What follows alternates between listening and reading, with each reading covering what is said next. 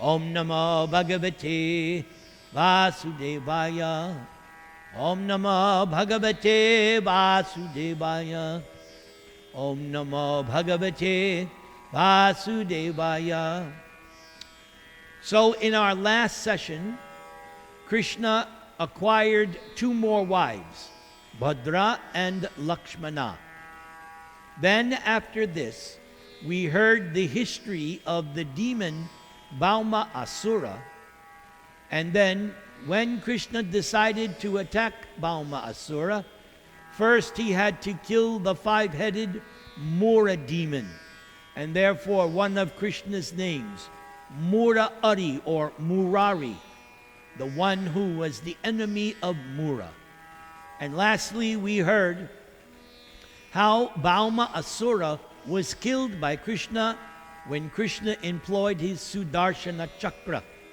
And this Bauma Asura is the son of the earth personified. So someone may say, why would Mother Earth sanction Krishna killing her own son?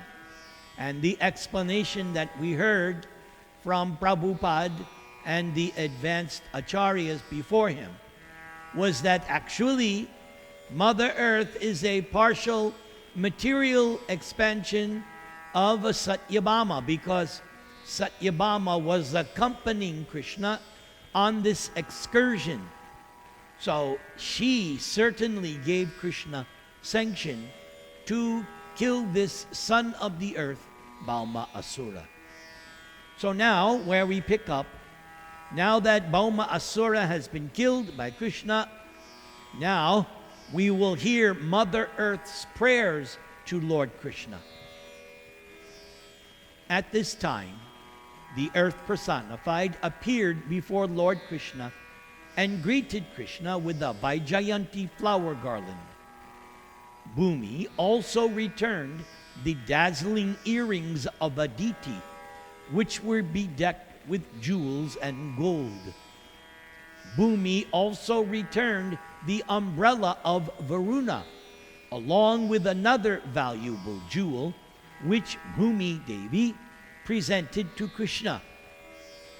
All these items had been stolen by Bauma Asura from the demigods. Now, because of Krishna, these things were returned. After this, the earth personified offered her prayers to Krishna. Krishna, the Supreme Personality of Godhead, is the master of all the worlds, and he is always worshipped by the exalted demigods. Bhumi fell down in obeisances, and in great devotional ecstasy, Bhumi, Mother Earth, began to pray. Namaste Deva Devesha Shankha Chakra Gadadhara. Let me offer my respectful obeisances unto Lord Krishna, who is always present with four symbols, namely his lotus flower, conch shell, disc, and club. Krishna is the Lord of all the demigods. My Lord, please accept my humble, respectful obeisances unto you. Bhaktech Chopata Rupaya Paramatman Numostute. My dear Lord, you are the super soul in everyone's heart. And in order to satisfy the aspirations of devotees, you descend on me, the earth, in your various transcendental incarnations, which are just appropriate to the devotee's worshipful desire. Kindly accept my respectful obeisances. Nama Pankaja Nabhaya, Nama Pankaja Malane, Nama Pankaja Netraya, Namaste Pangajangraye. My dear Lord, the lotus flower grows out of your navel, and you are always decorated with a garland of lotus flowers. Your beautiful eyes are always spread like the petals of the lotus flower, and therefore they are pleasing to the eyes of others. And your lotus feet are so soft and delicate that they are always worshipped by your unalloyed pure devotees. And those lotus feet pacify the devotees' lotus-like hearts. I therefore repeatedly offer my respectful obeisances unto you. Namo Bhagavate Tabhyam Vasudevaya Vishnave Purushayadi Bijaya Puranabodhaya Te Namaha. You possess all beauty, strength, fame, property, knowledge, and renunciation. You are thus the shelter of all these 6 opulences. And although you are all-pervading, still you have appeared as the son of Vasudeva.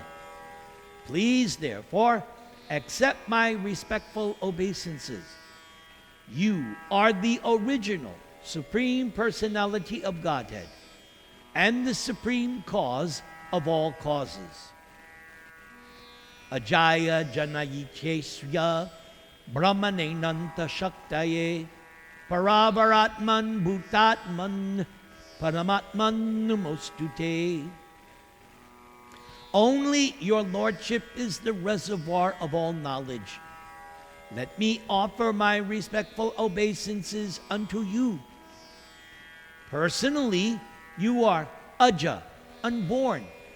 Still, you are the father of the whole cosmic manifestation. You are the reservoir and shelter of all kinds of energies. The manifest appearance of this cosmic world is caused only by you, and you are both the cause and effect of this cosmic manifestation. Please, therefore, accept my respectful obeisances. My dear Lord Krishna, as for the 3 gods, Brahma, Vishnu, and Shiva, they are not independent of you. When there is a necessity of creating this cosmic manifestation, you create by your passionate appearance of Lord Brahma. And when you want to maintain this cosmic manifestation, you expand yourself as Lord Vishnu, the reservoir of all goodness. And similarly, you appear as Lord Shiva, the master of the mode of ignorance, and thus you dissolve the whole creation. You always maintain your transcendental position in spite of creating the 3 modes of material nature: goodness, passion, and ignorance. But you are never entangled in these modes of material nature as the ordinary living entities are entangled. Actually, my Lord, you are the material nature, you are the Father of the universe, and you are eternal time, Kala, which has caused the combination of the elements of nature and the manifestation of the material creation. Still, you are always transcendental to all these material activities, for you exist in the 4th dimension, the transcendental dimension. My dear Lord, O Supreme Personality of Godhead, Krishna, I know that earth, water, fire, air, sky, the 5 sense objects, the mind, the senses, and the senses controlling deities, egotism, and the total material energy as well, in other words, everything animate and inanimate, within this phenomenal world rests upon you, just as you say in Bhagavad Gita that everything rests upon you like pearls strung on a thread. Sutre mana gana iva. So since everything is produced of you, nothing can be separate from you. And yet, since you are transcendentally situated, nothing material can be identified with your personality. Everything is therefore simultaneously one with and different from you. And the philosophers, the so-called philosophers, who try to separate everything from you, are certainly mistaken in their point of view. My dear Lord, may I inform you that this boy, whose name is Bhagadatta, is the son of my son, Bhauma Asura. Bhagadatta has been very much affected by this ghastly situation created by the death of his father by you, and Bhagadatta has become very much confused and afraid. I have therefore brought him just to surrender unto your lotus feet. And I request your lordship to give shelter to this boy and bless him with your lotus feet. I bring him to you so that he may be relieved of the reactions of all the sinful activities of his father. And when Lord Krishna heard the prayers of Mother Earth, Krishna immediately assured Bhumi Devi of immunity from all fearful situations. Krishna then said to Bhagadatta, Ma Sucha, do not be afraid. Then Krishna entered the palace of Bhauma Asura, which was equipped with all kinds of opulences. Hare Krishna, Krishna Krishna, Hare Hare, Hare Rama, Rama Rama, Hare Hare. This next episode is entitled 16,100 Young Princesses. In the palace of Bhauma Asura, Lord Krishna saw 16,100 young princesses who had been kidnapped and held captive there. When the princesses saw the Supreme Personality of Godhead, Krishna, and when they saw him enter the palace, immediately they became captivated by Krishna's beauty, and they prayed for Krishna's causeless mercy. Within their minds, they decided to accept Lord Krishna as their husband without hesitation. Each one of them prayed to Providence that Krishna might become her husband. Sincerely and seriously, they offered their hearts to the lotus feet of Krishna with an unalloyed devotional attitude. As the supersoul in everyone's heart, Krishna could understand the uncontaminated desire of all the princesses. And so Krishna agreed to accept all 16,100 young princesses as his wives. Thus, Krishna arranged for suitable garments and ornaments for them, and each was seated on a palanquin and dispatched to Dwaraka city. Krishna also collected unlimited wealth from the palace, a treasure of chariots, horses, jewels, and so on. Krishna also took from the palace 50 white elephants, each with 4 tusks, and all of them were dispatched to Dwaraka. Hare Krishna, Krishna Krishna, Hare Hare,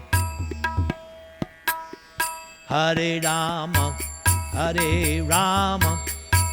Rama Rama, Hare Hare.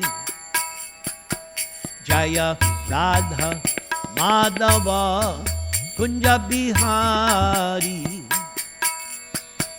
Jaya Radha Madhava Kunja Bihari.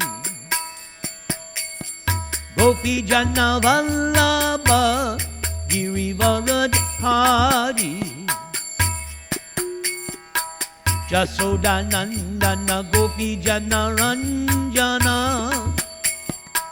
Jamuna Tira Vanachari.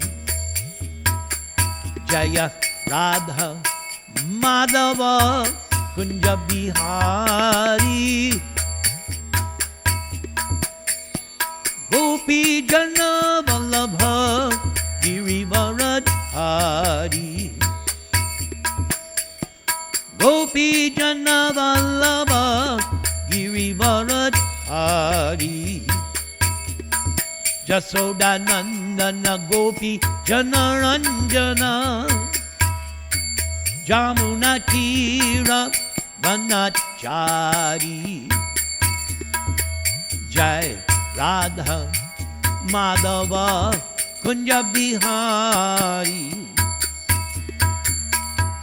Gopi Jana Vallabha Girivaradhari. Jasodanandana Gopi Jana Ranjana. Jasodanandana Gopi Jana Ranjana. Jamuna Tira Vanachari. Jaya Radha Madhava Kunja Bihari. Gopi Jana Vallabha Girivaradhari. Jasodanandana Gopi Jana Ranjana. Jamuna Tira Vanachari. Jamuna Tira Vanachari. Hare Krishna, Krishna Krishna, Hare Hare, Hare Rama, Rama Rama, Hare Hare. So, with the permission of our Commander-in-Chief, Shrilesh, I will speak now on 3 special things that are occurring this month. So, first is Mohini Ekadashi. I don't know if you're already celebrating. I'm doing it tomorrow. Mohini Ekadashi. Then the next day, Rukmini Dwadashi. And then the next day, Nrsimha Chaturdashi. So this is a very powerful spiritual week. And you're starting off good by attending this Krishna book class. And you're getting blessings. So I will speak briefly on all of these 3 special days. Om Namo Bhagavate Vasudevaya. Om Namo Bhagavate Vasudevaya. Om Namo Bhagavate Vasudevaya. So, Mohini Murti Avatar is explained in the 8th canto of Srimad Bhagavatam. Once upon a time, millions of years ago, the demons and demigods made a truce. They had been fighting for a long time. Lord Vishnu advised the demigods, I want you to go to the demons and make a truce and propose that you churn the ocean of milk. And by churning the ocean of milk, you will get the elixir of immortality. So they agreed. So to churn the ocean of milk, they need a churning rod. So it was decided that they would use the golden mountain known as Mandara Parvat. But the problem was bringing the golden mountain to the site of the ocean of milk. The demigods and demons were unable because it's made out of solid gold. So they were attempting to carry this big mountain, and some of them lost their arms or got hurt. So Lord Vishnu came and effortlessly lifted the Mandara mountain, placed it on the back of Garuda, and they flew to the ocean of milk. So as we discussed last week, obviously Garuda is not an ordinary living entity. If he's able to carry a mountain on his back, which all the demigods and demons couldn't combinedly carry, then Garuda has to be a transcendental personality. So when the mountain was put into the ocean of milk, it sank because there was nothing to rest it on. So Krishna obliged, and he appeared as Lord Kurma in the form of a tortoise. And on the pretext of an itching sensation, they placed the mountain on the back of Kurma, who was hundreds and hundreds of miles long, big. Now, something is needed to churn, because the Mandara mountain was to be the churning rod. So the snake Vasuki was selected as the rope. And so Vasuki was tied around the Mandara mountain, and the demons, they took the tail of Vasuki, and Vishnu and the demigods, they took the heads. But as soon as that happened, the envious nature of the demons cropped up, and they accused Vishnu and the demigods. No. You took the head because it's more auspicious. We want the head. So Vishnu had previously told the demigods not to be too concerned. Don't fight and don't become greedy, because many things were going to be produced from the churning of the ocean. So Vishnu warned the demigods, don't be greedy. So when the demons insisted, we want the head, because they thought, since Vishnu and the demigods took it, that must be more auspicious. So Vishnu said, okay, you take the head, we'll take the tail. And this proved to be very funny, because as they're pulling Vasuki this way and that way to churn, right? They're pulling his head, they're pulling his tail. Meanwhile, Vasuki is practically dying from being pulled in two directions. So while Vasuki is practically dying, out of his mouth comes fire and smoke, and all the demons who wanted the head, they all became black from the smoke, and some of them got burned because Vasuki was putting forth fire. Stupid demons. Envy. What does Krishna tell us? Be free from envy. Bhagavatam tells us, be free from envy. So they started to churn the ocean of milk, and just as Vishnu had predicted, the first thing that was produced was poison. Hala. And the poison was increasing and increasing, and it was filling up the whole universe. Lord Vishnu wanted to display the greatness of his devotee, Shambhu. So although Vishnu could have solved the problem, he wanted to give glory to Shiva. So Vishnu did not help out.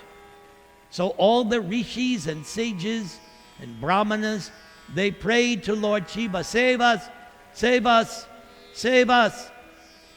So Shiva said, first of all, and this advice I give to all husbands, pay attention. Shiva first of all asked permission of his wife. So before undertaking anything serious, get the permission of your wife. She may help you. So Goddess Bhavani or Durga, she well knows the potency of her husband. She said, yes, save the universe, go. So Lord Shiva assumed a huge form, and he took all the poison, which was like an ocean, and he shrunk it down into his palm. And just like we sip charanamrita in the temple, Lord Shiva swallowed the ocean of poison.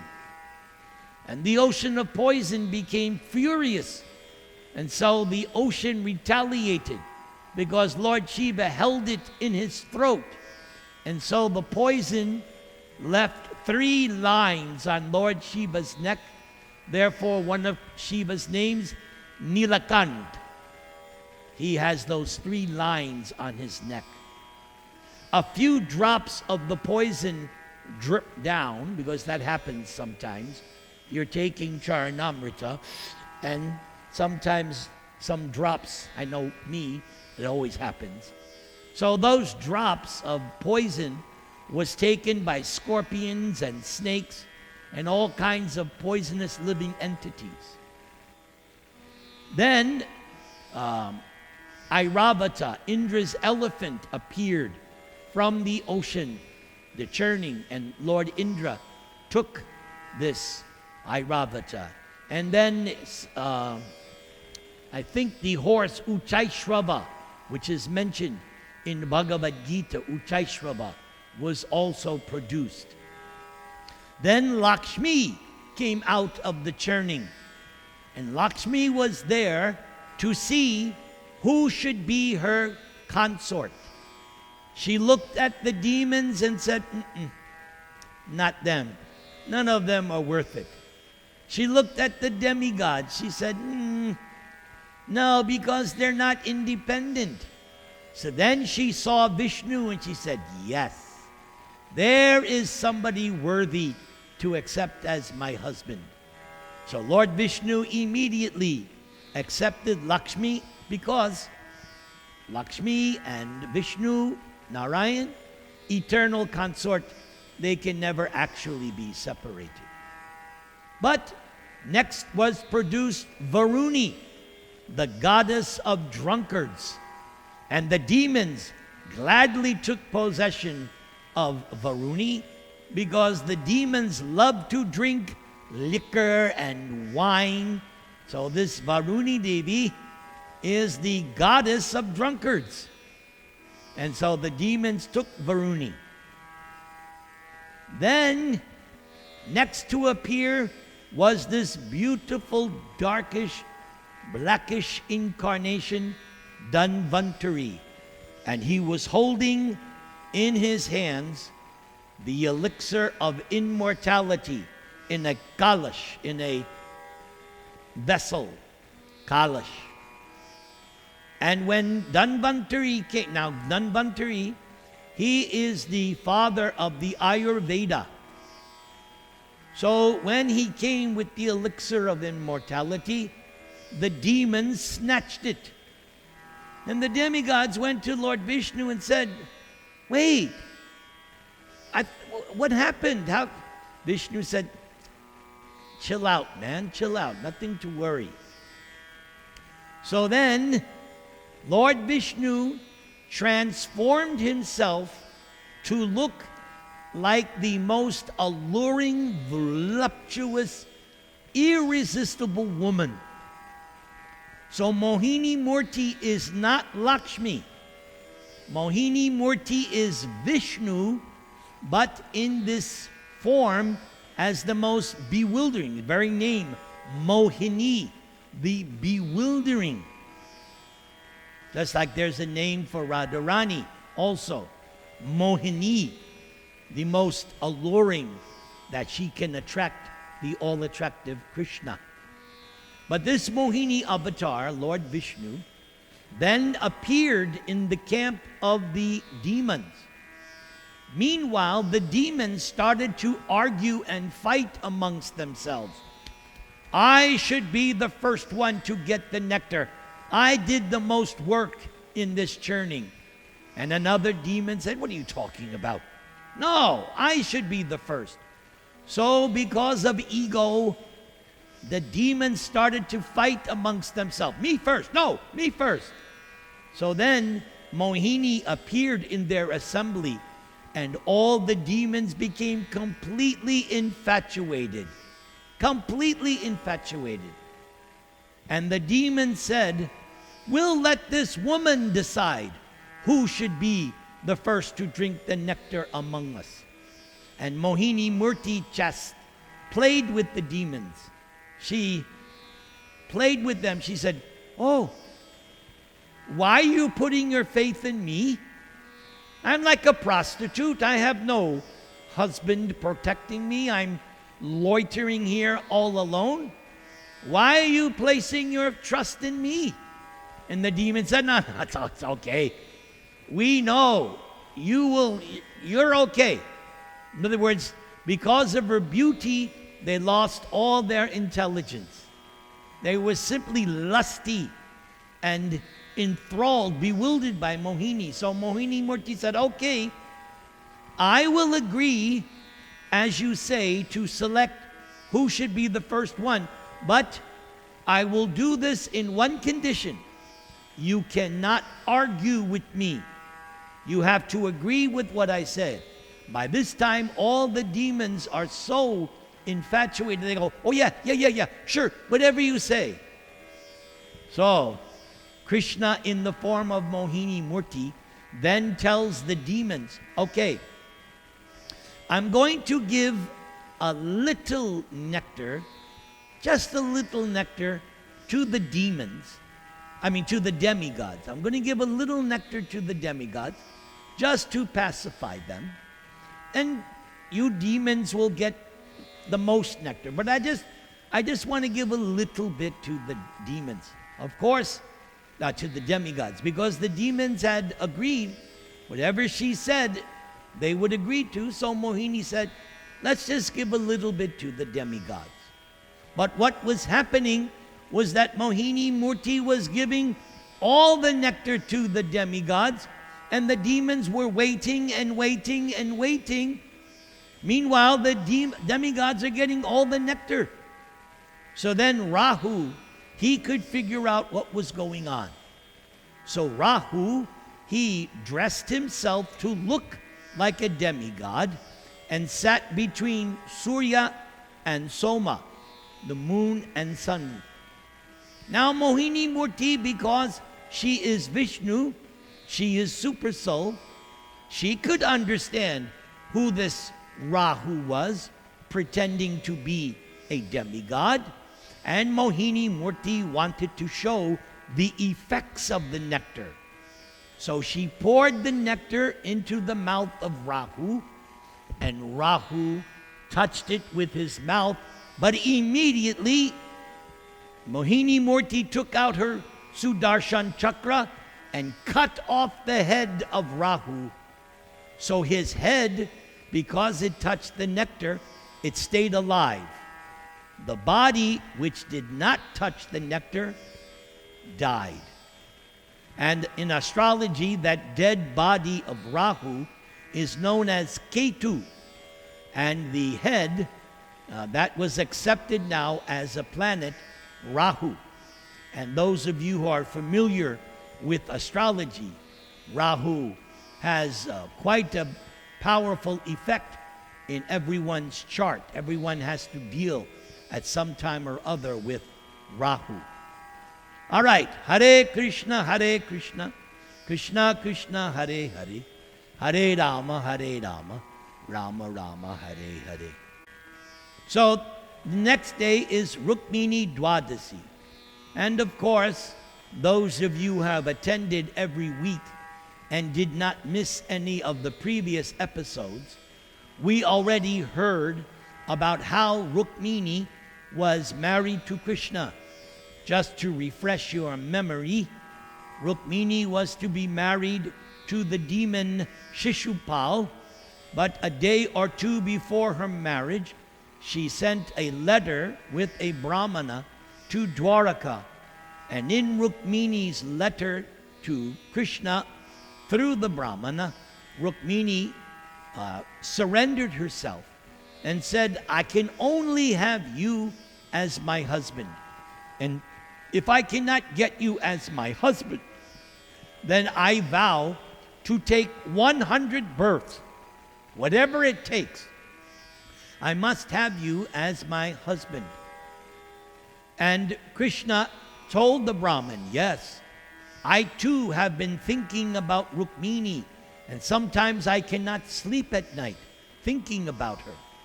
So yes, I will do as her letter suggests.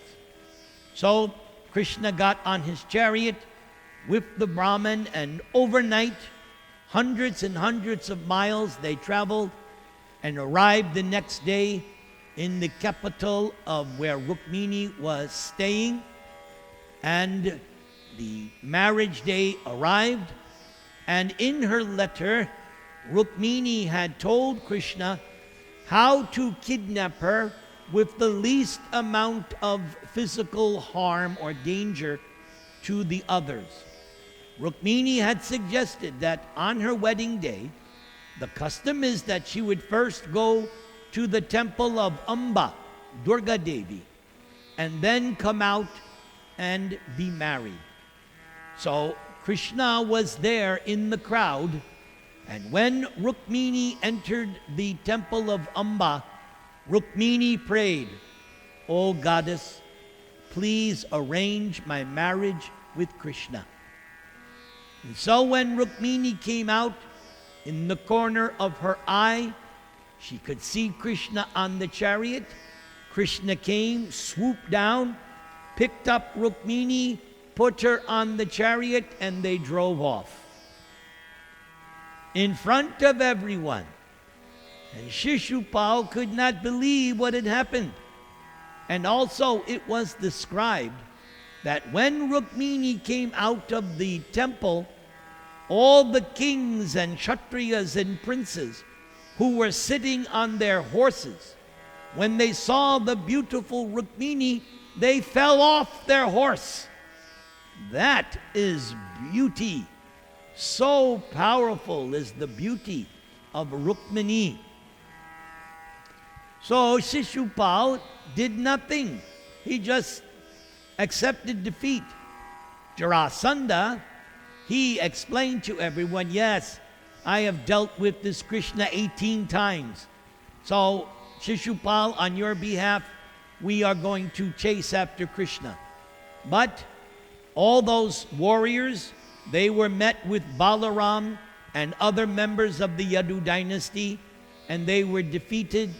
So Jarasandha went back to Shishupal and said, hey, we tried our best. Now you do what you want to do. We're going home.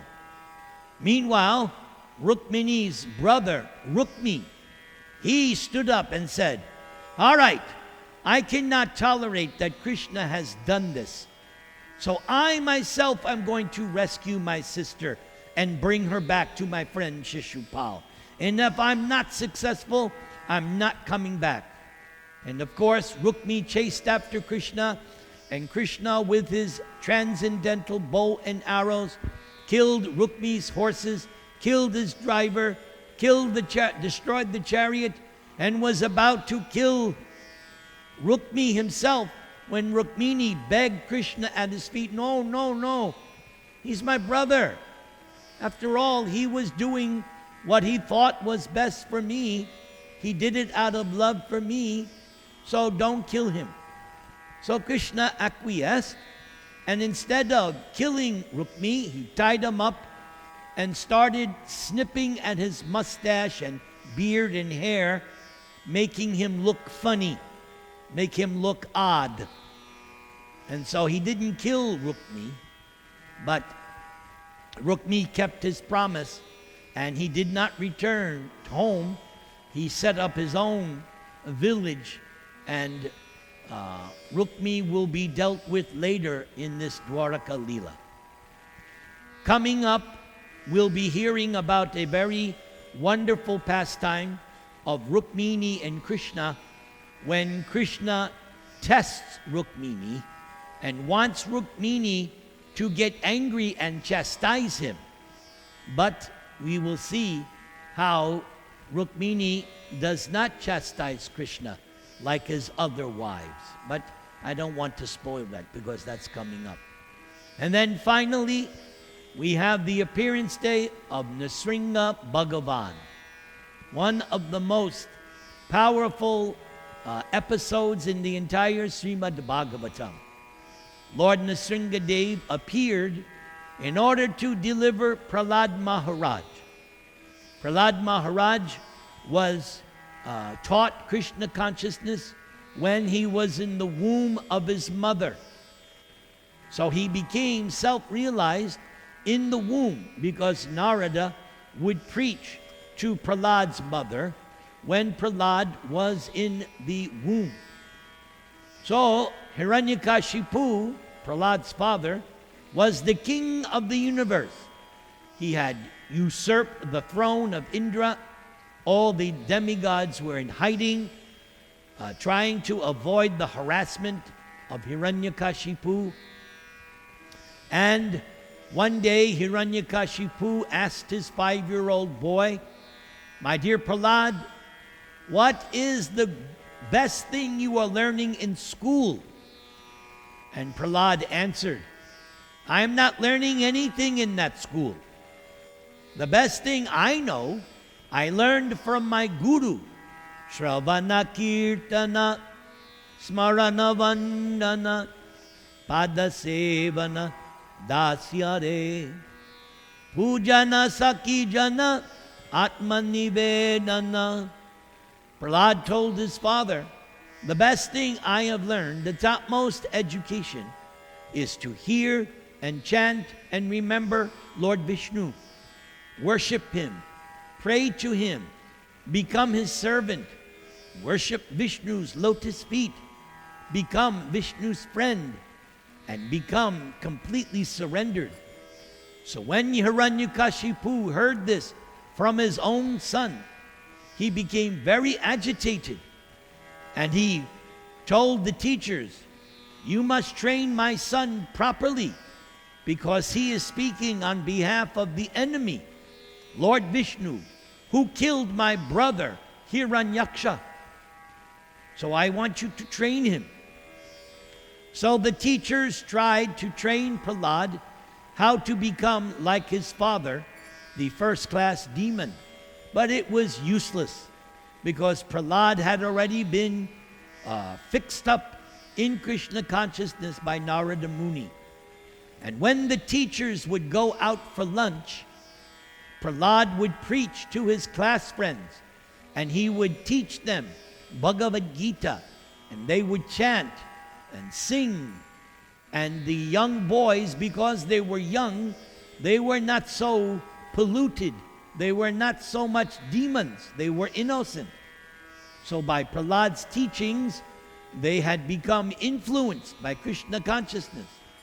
And when Hiranyakashipu again questioned his son, and Prahlad was defiant, then Hiranyakashipu decided that he would kill his own son. And he threw him in a pot of boiling oil. He threw him off a cliff. He put him under the feet of elephants. He put him in a pit of snakes. He had all kinds of rakshashis try to torture him. He even had his wife, Prahlad's mother, give him poisonous food. But nothing Hiranyakashipu could do would harm Prahlad in the least, because we have learned in Bhagavad Gita Konteya pratijanahi name bhakta pranasyati. Since Prahlad was a pure devotee, nothing could harm him. He was always protected by Krishna. So finally Hiranyakashipu became so disturbed, he challenged his 5-year-old son, Prahlad, what mystic power do you have that you defy me? And Prahlad said to his father, the source of my strength is also the source of your strength, Lord Vishnu. And Hiranyakashipu became so much more enraged. Prahlad, don't you know? I am God. I am the Supreme. Prahlad said, no, you are not Supreme. You are not God. Vishnu is God. So then Hiranyakashipu laughed at his son. All right, Prahlad, where is your God? Show me. Prahlad said, my God is everywhere. Vasudeva. He's all pervasive. And Hiranyakashipu laughed again. Prahlad. All right, Prahlad, if your God is everywhere, is he in this pillar? And Prahlad said, yes, my Lord is in the pillar. So Hiranyakashipu drew his sword and said, now look, Prahlad, I will kill your God, and when I kill him, then you will bow down and worship me. So Hiranyakashipu, in great anger, struck the column with the fist, with the sword, and out came this tremendous roar, a roar nobody had ever heard before. It was a deafening sound. And Hiranyakashipu was looking all around. Where is this sound coming from? And then out came Lord Nrsimha Bhagavan. And he was very, very angry. And he fought with Hiranyakashipu for some time. And the plan was that Nrsimhadev wanted to keep intact all the benedictions and boons Lord Brahma had given Hiranyakashipu. So Lord Nrsimha had to wait to sunset, dusk. And when that arrived, then Lord Nrsimha took Hiranyakashipu on his lap and with his nails gouged out his intestines and put it around himself as a garland. Then Lord Nrsimha took out the heart of Hiranyakashipu and threw it on the ground. And then he tossed the dead body of Nrsimhadev. All the demigods arrived, headed by Brahma, Shiva, Indra, and they all offered prayers to Lord Nrsimhadev. But Lord Nrsimha was still roaring. He was still angry. Lord Brahma then approached Lakshmi and said, please do something. Calm your husband down. And Lakshmi said, no, I have never seen him so angry. I'm not going in front of him. So then Lord Brahma pushed Prahlad. And Prahlad went down, Dandavat, and offered full obeisances to Nrsimha. Nrsimha put his hand on Prahlad's head, and Nrsimhadev stopped roaring. And Prahlad offered more than 40 beautiful prayers glorifying Lord Nrsimha. And later, Lord Nrsimha tested Prahlad, and Prahlad passed the examination when Prahlad told the Lord, I do not want to take any benediction from you. I am your servant. You are the master. There's nothing more. So, Lord Nrsimhadev was very pleased with Prahlad. And so, Lord Nrsimha blessed Prahlad that he would be free from all material desires, and Nrsimhadev wanted Prahlad to rule as the king of the demons. And before Nisringadev left, after Prahlad was installed as the king of the Daityas, Lord Brahma was chastised by Lord Nisringa, who said, don't give these kinds of benedictions again, because it simply encourages the demons. Don't do this. Because Brahma had given Hiranyakashipu practically immortality. So, Lord Nisringadev then went back to his abode. Hare Krishna, Krishna Krishna, Hare Hare, Hare Rama, Rama Rama, Hare Hare.